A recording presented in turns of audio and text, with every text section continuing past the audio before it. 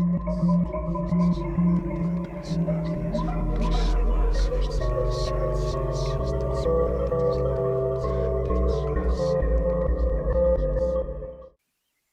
chaps, welcome to another video. Today we're looking at the Sony Trinitron PVM monitors. So that's professional video monitor. Now these are really sought after in this day and age because these little tubes there, they were the pinnacle of technology back in the day. So, you know, the 80s and the 90s, and they're perfect for retro gaming, and that's why people obviously look into these. So if you've got like an old console like PlayStation 1, PlayStation 2, Nintendos, the old Nintendos, Super NES, the ones before it, maybe this is the option, you know, you want to go for to see it exactly how it is, you know, back in the day there. Now, these monitors were quite rife in the 80s and 90s, and of course they're not made anymore, so they're like gold dust, quite expensive. So in the UK, I'm based in the UK. Now, they're really hard to get hold of, and the best chance of getting hold of them is probably in London or Birmingham. Now, if you imagine back in the 80s and 90s, like TV studios, for example, they would have had banks and banks of these monitors. So that's where they kind of originate from. So yeah, I got in touch with a guy on eBay, and I met him halfway from London and where I live. And, you know, I bought one of these PVMs off him. So yeah, they're really hard to get hold of, and I think what he used to do is he used to go into old electronic tip sites and ask the people in charge if he could go in and have a look. And that's where he got them from. So yeah, I paid like a good price for mine. So there's a couple of things you need to think about, you know, before you buy one of these. Now the first thing is your console there, your retro console, it needs to interface with your PVM monitor. So your main mission is get your PVM monitor obviously first. The next mission is to get a, you know, like a SCART, for example. Now this is, I'll go into more detail later on this one, but this is for like a PlayStation 1 or PlayStation 2. Now the other main thing, and this is probably one of the most important things, is you need a breakout cable. Now I got mine from eBay. So a breakout cable, this actually goes into the monitor because the monitor's got really old school sockets in there. So you need to obviously interface it. So you need a breakout cable. So we've got like a SCART input here, and these go into the back of the monitor. So we've got red, green, blue, one for sound.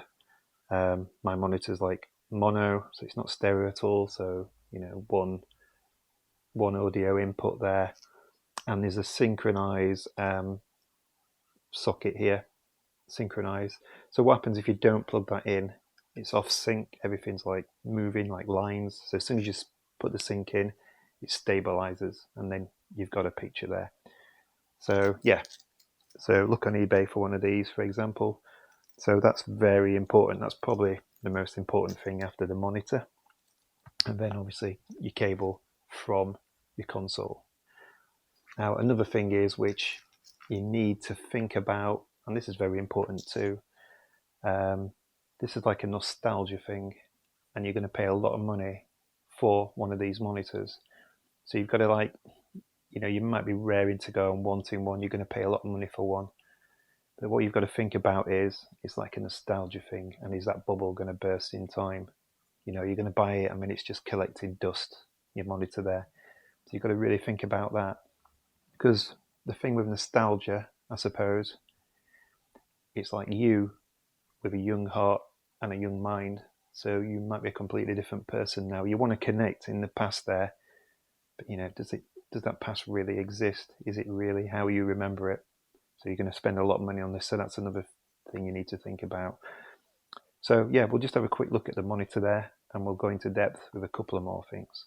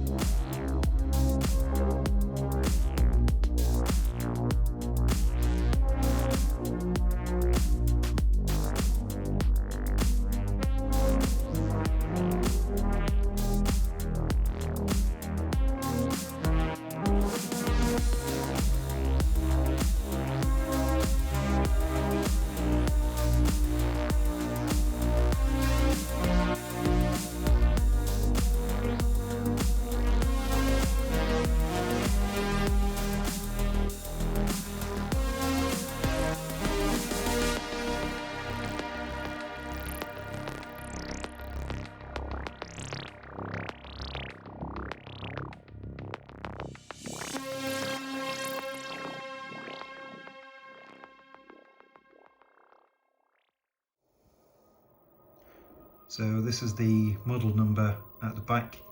It's a Sony PVM 14M2E, Sony Trinitron. That's the serial number there at the back. So yeah, this was made in 1997. So yeah, we're going back a bit there now, aren't we? So very, very old, but in good working order. And the chap who I bought this off, he got some kind of instrument there where he could tell how many hours the tube had done, and he said it were very low usage, so you know it's going to last a while, as long as I don't drop it, of course. Now here we have the SCART cable, which is for Sony PlayStation 102. I got this from retrogamingcables.co.uk. So when I first got my PVM there, I had a search around the internet and I found this site, but it was always out of stock. So I just gave him a quick call, and a really friendly fella answered there. I told him what I needed, and he said, "Oh yeah, no worries, I'm creating a batch now. Send your order through, I'll keep an eye out for it and I'll get it posted to you." So yeah, that's what I did, and I got this probably three or 4 days later. So yeah, really good service. Now obviously overseas, I don't know what sites you'd be using there, but I use these guys in the UK. So yeah, all good. Now the back sockets look like this, or should do. So these sockets are really old school. So we've got this breakout cable, which I mentioned earlier, and the idea of a breakout cable is to interface the old with the new. So these like strange little twisty knobs on here. So you put it in and you twist it around and it goes into position. So we've got red, green and blue. So that obviously go into red, green and blue. This is the sound in, and this is the sync. So there's like five connections you need to make there, and the breakout cable should give you all of them. And when I bought mine, I bought it off eBay, and there was a little instruction leaflet in there telling me exactly where to plug everything in. So which I'm glad it did. So as you can see, it feels a bit complex if you know, if you just buy one of these, you think, how the hell am I going to, you know, connect everything up there?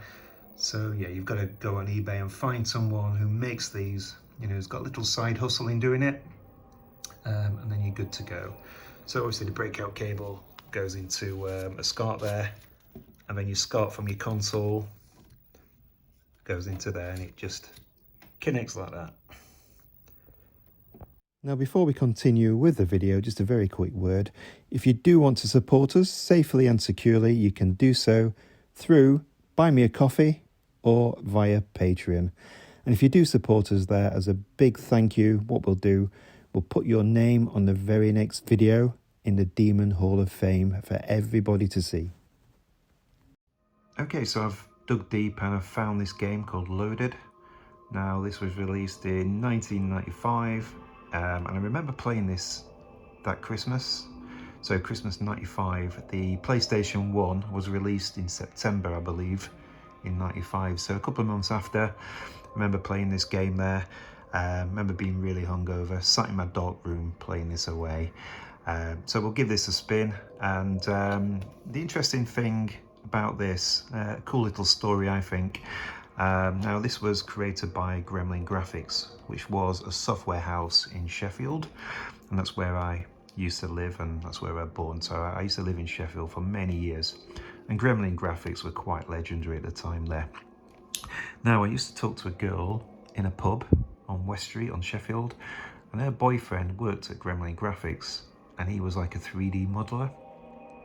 So he created like 3D models for all these characters, and there's a section in the game there where you can actually select your character and you see animated 3D models while you select them. And this girl told me that her boyfriend sneakily put in a strange little animation. Now when you pick this character, he's like a cross-dresser, so he wears like a skirt, and I think on one of the animations there she said that you can see his rude bits possibly when he bends down, a little bit, and he kind of secretly, a boyfriend secretly put that in the game. So we'll have a look at this and we'll see if she's telling the truth from the past. So we'll have a quick look at that too. All right, we'll give this game a spin.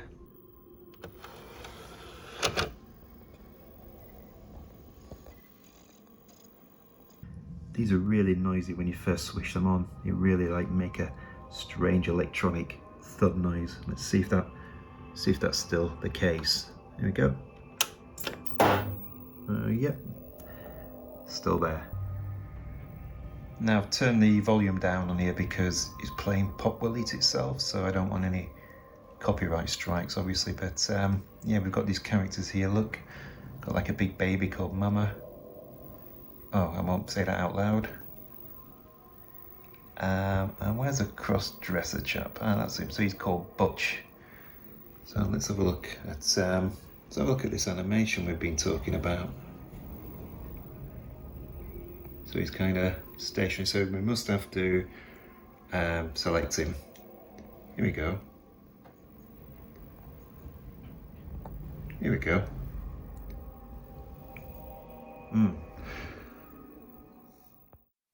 So yeah, there we have it. So I'd just like to confirm, you couldn't really see with that footage because obviously when you're filming like an old monitor, the frame rates are different. So when you try and film it, that's why it flickers. So I'd just like to confirm, you couldn't see it very well, but what I was on about, what the girl in the pub said is true there. I saw something, but it was very hard to see on that video. So yeah, so that's all about setting up the PVM there. Hope you've enjoyed that. I've enjoyed making that. So yeah, think about some of the points I've said because they are very expensive. So good luck when you're looking for one of these, and enjoy. Hope you reconnect to the old times there with your retro gaming. And yeah, I'll see you on the next video. If you like and subscribe, you know the drill. That would be great.